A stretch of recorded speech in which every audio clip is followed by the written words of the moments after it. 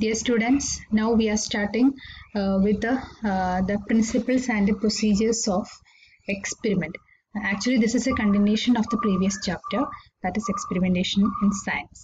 Okay, so let's move to the detail. We are starting with the topic, what about the necessity of units and dimensions, which is commonly employed in experiment. You may be knowing that what is meant by unit or dimension. So please, here we are just refreshing the things. We know that what is meant by a measurement. A measurement is a fundamental part of a science and scientific experimentation.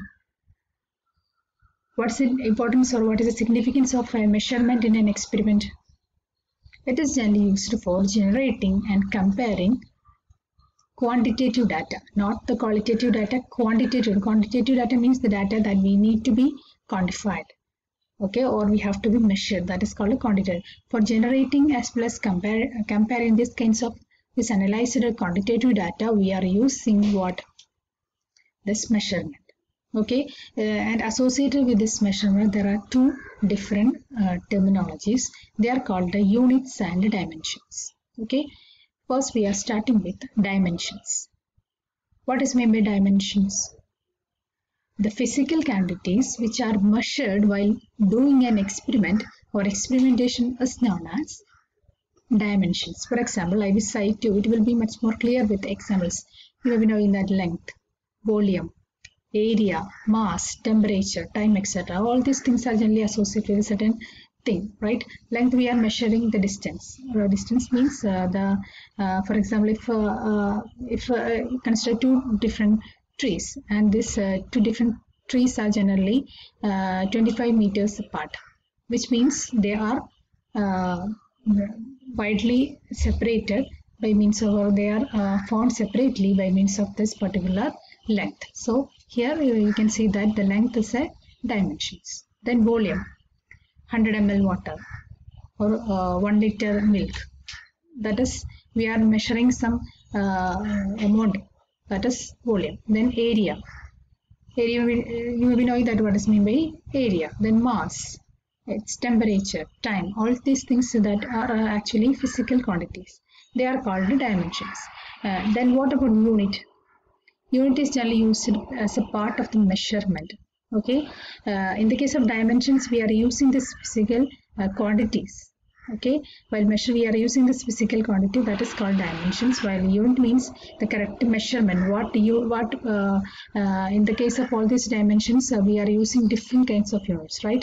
In the case of length we are using what? Meters, kilometers, etc.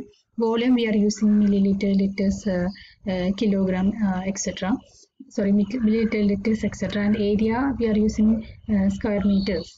And mass we are using kilograms, grams. Temperature we are using kelvins. Time we are using minutes, seconds, etc. So these kinds of measurements are generally called a unit. Okay, the units are very much important for scientific communication, because you may be knowing that an international system of units, it is a universally accepted one. Most of the units are generally employed in this SI category, so that we can easily detect what a particular unit indicate. Okay, so this kinds of this measure the unit preference, or if you are giving this units, it is helping for the scientific communication. Okay, generally the measurement has two parts, a value and a unit. For example, I just told you that example, that is that if the two trees are 25 meters apart, here we can see that we are measuring this 25 by means of length. So here the dimension is length and the unit is meter. Okay, and these units are generally classified into two different classes, that is called base units and derived units.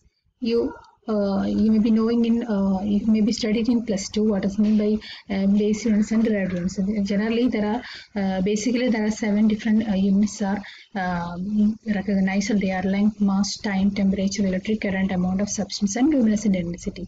And based upon this basic units, There are certain other units are also getting recognized. They are called derived units, and these are area, volume, velocity, density, frequency, pressure, energy, power, and Celsius temperature. So these are the general idea about what is meant by units and dimensions. I hope you understand. Dimensions is nothing but it is a physical quantity that we are measured in an experiment, and a unit is the appropriate abbreviation that we are given to a particular thing. For example, temperature we are giving Kelvin, or we are representing it by name of the unit is Kelvin, and we are representing it is by K. Then time, it is unit is second, it is expressed in S. Mass in kilogram, kg. Meter is in M. Then amount of substance, it is generally moles. We are using mole, and we are using the symbol MOL. Then luminous intensity category. You may be knowing that we are just refreshing all these things. Okay, so there will be this the peculiarity of this SI unit is that this symbol, the abbreviation, the presence of the symbol generally provides some information regarding what kind of dimensions are we are generally used and the unit itself. Okay, so that's all about the units and this dimensions, which is commonly used in experimentation. Then the next principle or procedure we are generally adopting in experiment is called repeatability and replication of an experiment. We know that an experiment should be repeatable. Why should we commonly say that an experiment should be repeatable always? Yes, for getting an accurate results, we have to repeat an experiment many more times, right?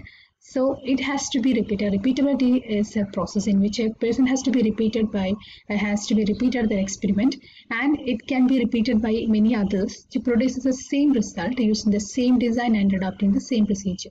If we are doing this, if a person has done an experiment and after a long time or 2 years, for example 2 years, another team are performing the same experiment with the same procedures and getting the same result, that particular process is called what? Repeatability. Okay, for ensuring this repeatability, the experiment should use a sufficient number of replication. So an experiment should be valid if the same thing has been repeated by many more persons and getting the same result. Okay, so replication is nothing but it is a repetition of an experiment is called replication, and the process in which we are getting the same result after this replication is called the repeatability. Okay, so I hope you understood what are these principles as well as the procedures that we are commonly employed in this experiment. Okay, thank you.